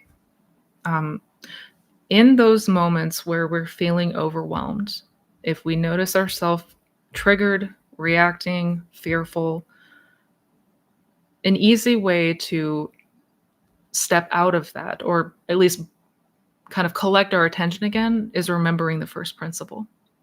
Remember the first principle: be still and know that I am God. Be still and know that I am God. Number one, be still. That means, if you are in a place where you are able to, drop everything, go within, be still. Remember who you are, that you're not the 3D circumstances. You're not any of the fears and doubts that might be, that may be harbored right now. You're not any of these conditions. This is not who you really are. None of it. And it's going to take some practice coming back to that self, the true self, awareness of being. It's going to take some practice coming back to that because of how thoroughly conditioned we are to the beliefs and assumptions we hold and to the 3D circumstances around us. So coming back to the first principle is an easy way to catch ourselves, so to speak, and serve as a reminder in those moments where we're feeling triggered. That I'm none of these things. I'm none of these beliefs. I'm none of, like, this isn't who I truly am. And let yourself go within and be still. There's a reason that Neville, at the end of every lecture, would say, "Let us go into the silence," because there's a lot of power in that silence.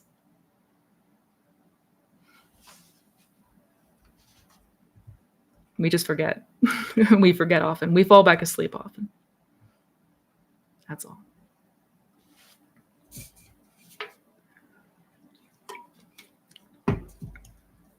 Missy, I want to thank you for your answer about mental health on Facebook group. I started reading Murphy's book and I feel so calm. Good. Good. I'm glad. Good.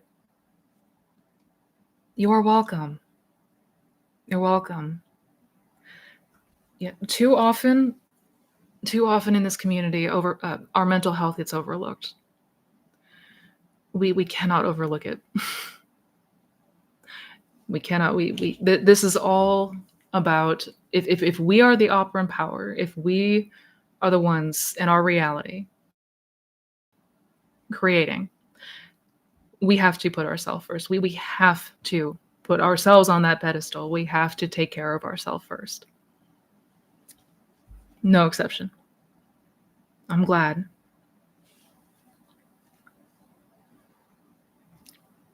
And my other kitty is laying on my lap right now. She hated me when I first adopted her, and now she's laying here being sweet. People and animals do change. Trust the process. I love that, Sarah. Yes. Yes. Trust the process. I know. It's hard. I know there's going to be moments where we panic, we get triggered, we react, sometimes horribly. That's okay. That's okay. Come back in, reel it back around, and trust the process.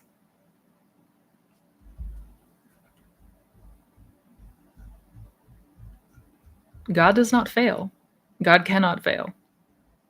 Ever.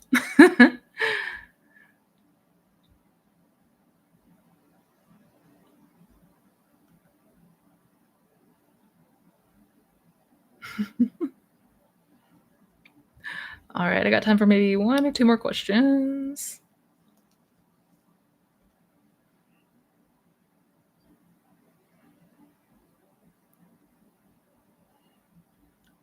I love that everybody loved the kitty.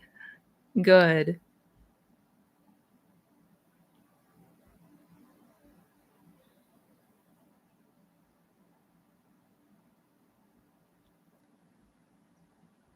Sorry, guys, 1 second. Can I just reinvent my life? Can I just reinvent myself and all of my life from scratch? Like if I was reborn again? Yes. Yes, you can. Yes, you can. And we should. This is about a rebirth. This is about a transformation of self. That's what it all comes down to. Yeah. So if you want to reinvent yourself, absolutely do so. Absolutely do so. Why not? Why not? 1000% yes.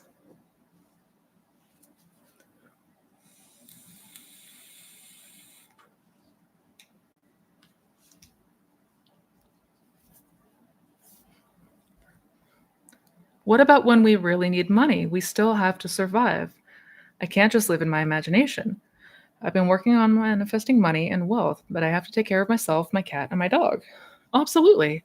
By no means am I telling anyone to like wall yourself up in your room and never do anything. Like we still go about our day to day. We still have our obligations. We still have the things that we do. And this is by no means like sitting in our rooms all day and like nothing. No, it, I mean, first off, we're in our imagination all the time, anyways. We're always imagining good or bad, regardless. Like that's what we are always doing. So my point is, what are we imagining?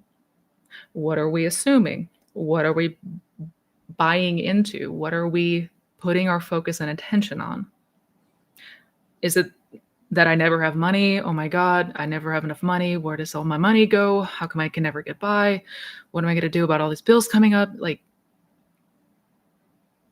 that's what we want to change. Not that we need to throw away all of our throw away all of our obligations and things that we have to do as adults, especially, yeah, as caretakers.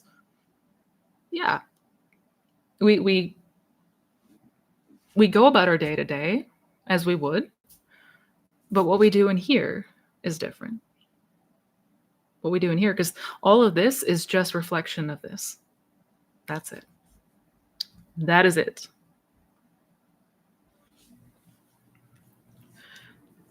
Thank you guys for the super chats. When no movement from 3D reality, I've lost my faith. Oh.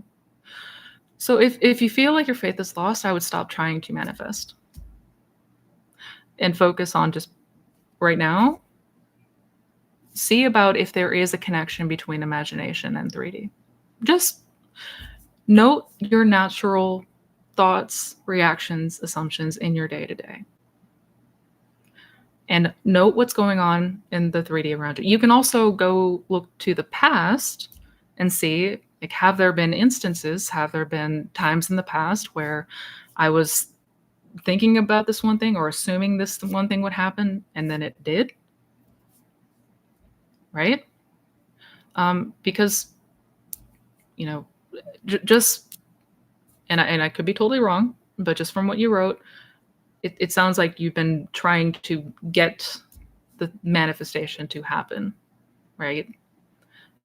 And yeah, that's a crappy place to be. I've certainly been there. I'd spent much time in that frustration.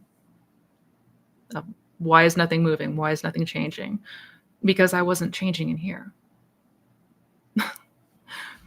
How could I expect things to change out here before I've changed in here? I had it completely backwards. So if you need to take a break, you have every right to do so.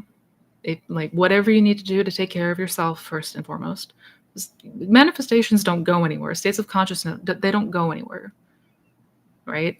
We're not ever going to lose our manifestation. That's a fear. That's not real. So take care of what you need to take care of to help you to feel better first, whatever that looks like. And I sincerely mean that with every fiber of my being.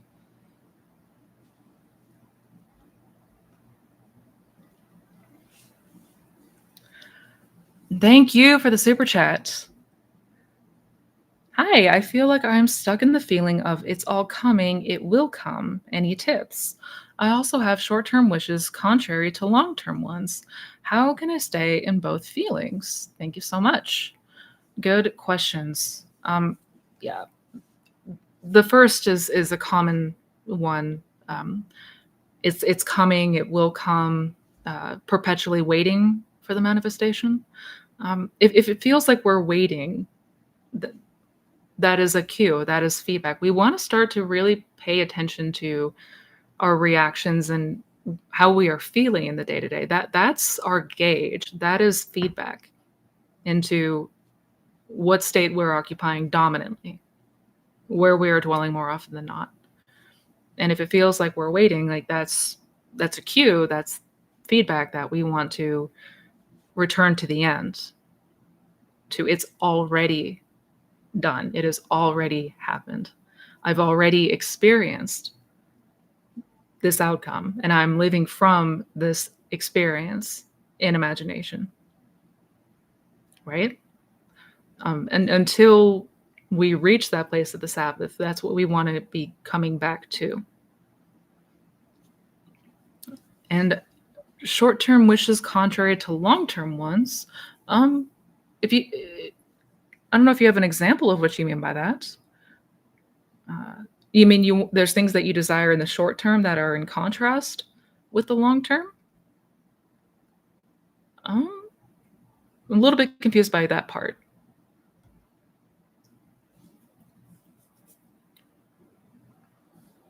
Yeah, because if you can give me an example of.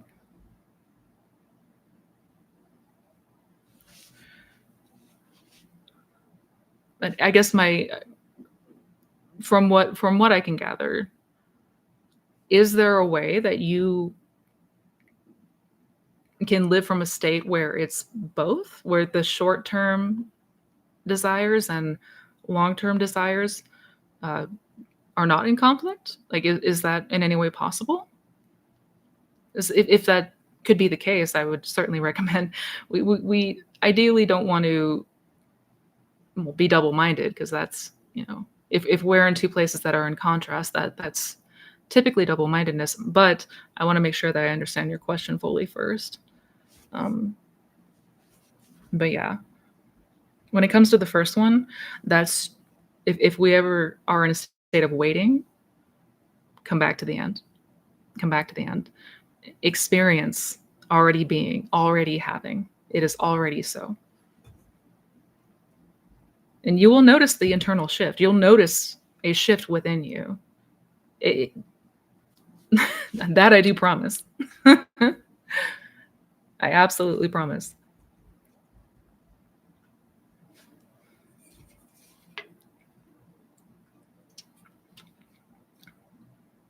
So Wayne's World should really have said, "It is mine." Oh, yes, it is mine. You know, John. You know.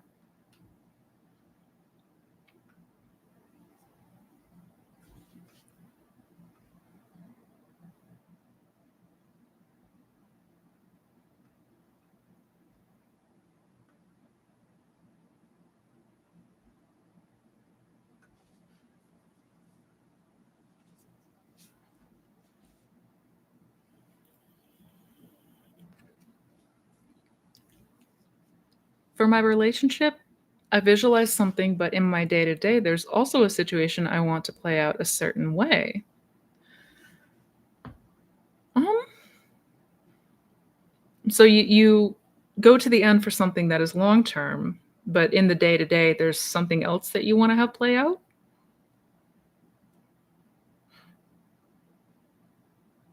My apologies if I'm still a little bit confused. Um,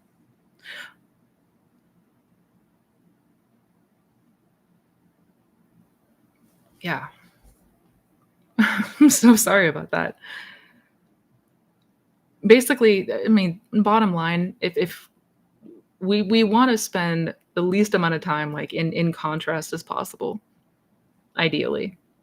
I mean, if we happen to catch ourselves double-minded, it's okay. Like that's the whole point is like we're becoming more and more increasingly aware. Before we knew about this, we spent 95% of our day on autopilot. So a lot of the natural habits that we have and things that we do, and I mean, a lot of our mannerisms and all of that, like we're not even aware of it. we're we've been effectively asleep, before knowing about any of this. So this is increasing awareness. This is just becoming more and more aware of who we are identifying ourselves as being. What do we identify with? Who do we identify as? And same thing with the people around us. Like, what are we assuming and what are the presumptions that we have about other people in relation to us? And if those are not lining up with what you ultimately desire, that's where the change lies.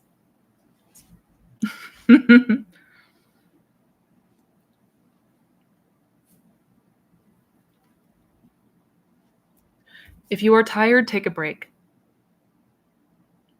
Speaking from experience here. Speaking from experience here.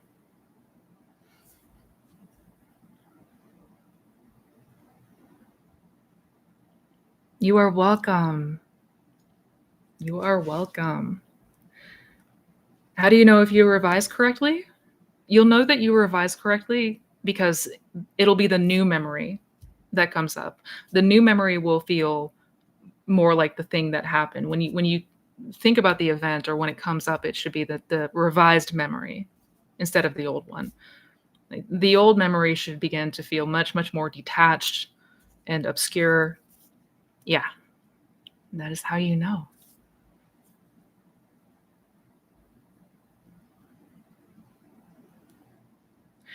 Missy, if creation is done, am I just remembering? And if just visualizing once, does it work? Isn't it all about just conviction that it is unfolding perfectly? Yes.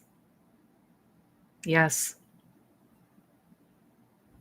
We're not even creating here because there's nothing to create. Creation is finished. We are remembering. Mm-hmm. That's it. That's it. Perfectly said. Perfectly said. Uh, on that note, you guys, unfortunately, I do got to get going. But thank you so much for being here. Wonderful questions today. Sincerely, you guys are amazing. I have so much love for each and every one of you. I hope to see you here next week around the same time every Sunday. And in the meantime, please be well, take care of yourself, give yourself all the love, all the attention, all the things that you need. Until next time, you guys, take care.